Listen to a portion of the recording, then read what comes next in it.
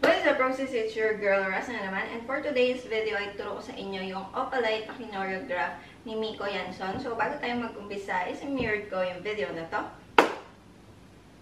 Okay, so first step is naka-pose kayo ng ganito, naka-cross yung inyong arms.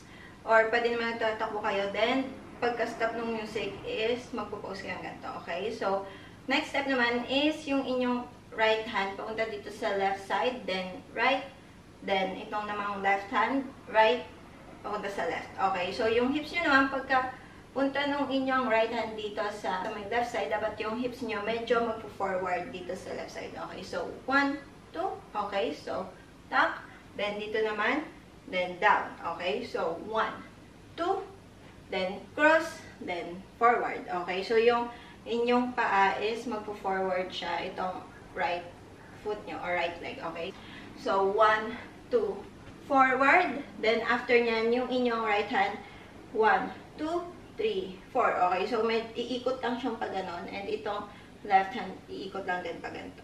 Okay, so yung inyong hips naman is ganito lang siya.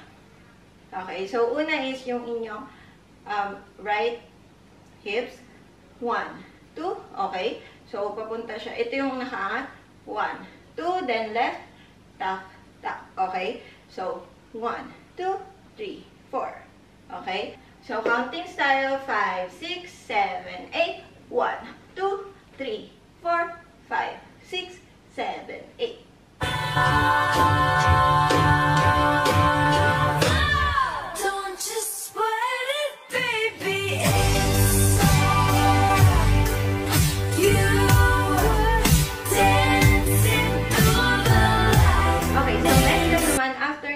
Na ganito. So, yung inyong kamay is mag-open siyang ganyan and forward kayong ganyan. Okay?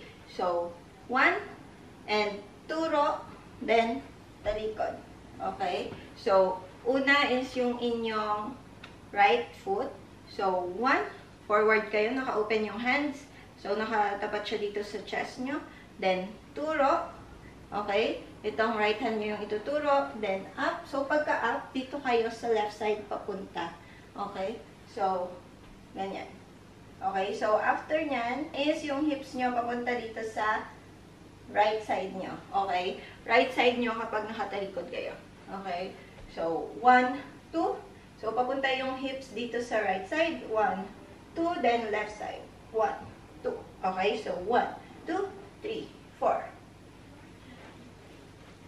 Okay? So, counting style. 5, 6, 7, 8, 1, 2, 3, 4, 5, 6, 7, 8.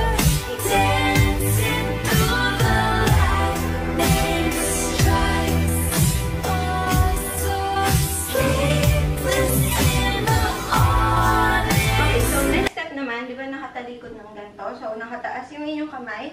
So, sunod na step niyan is, dalawang kamay yung itataas nyo. And 1, 2, 3, 4. Okay? So, yung inyong kamay, kung kanina pa left side yung ikot nyo, dito, pa left side pa rin kapag nakatalikod kayo.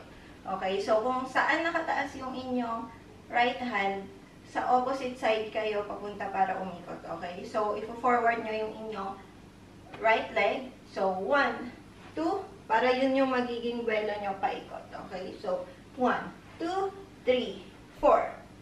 Okay? So, next step naman is yung inyong left hand is naka-straight na ganito or pwedeng naka-ganyan. Okay? Straight or pwedeng naka-ganito. Okay? So, yung inyong right hand naman is 1, 2, 3, 4. Okay? So, kapag nakaangat yung inyong right hand, yung chest nyo is mag-pop out siyang ganyan. 1, then down, then top, and down. Okay? So, counting style, 5, 6, 7, 8, 1, 2, 3, 4, 5, 6, 7, 8.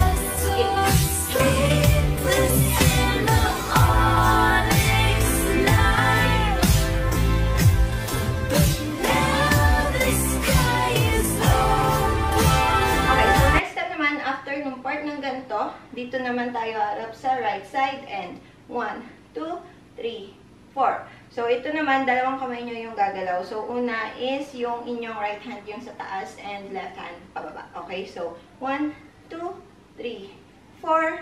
Then, after nyan is magko-close yung inyong legs. So, hindi siya as in close. Magdidikit lang siyang ganyan. And, nakatiptoe yung inyong left foot. Okay? So, yung kamay nyo naman is nakaganto. Naka-cross siyang ganyan or magkapatong. Then, open, down. Then, yung isang kamay nyo, yung right hand. Then, slide pa ganyan or pwedeng pa ganon. Pwedeng push na ganon. Okay? So, yung inyong legs naman, di ba nakatiptoe yung inyong left leg. Pagka open naman ng ganito, yung opposite side naman yung magtitiptoe, then down, then tuck, then slide. Okay?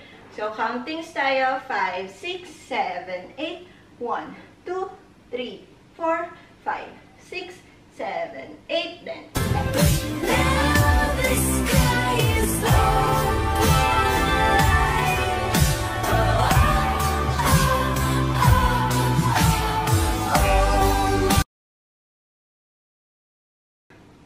So, that's it for today's video. Kung natunan nyo to, just click the thumbs up button, subscribe to my channel, and click the notification bell to be updated. And don't forget to follow me on my social media accounts, and see you guys on my next video.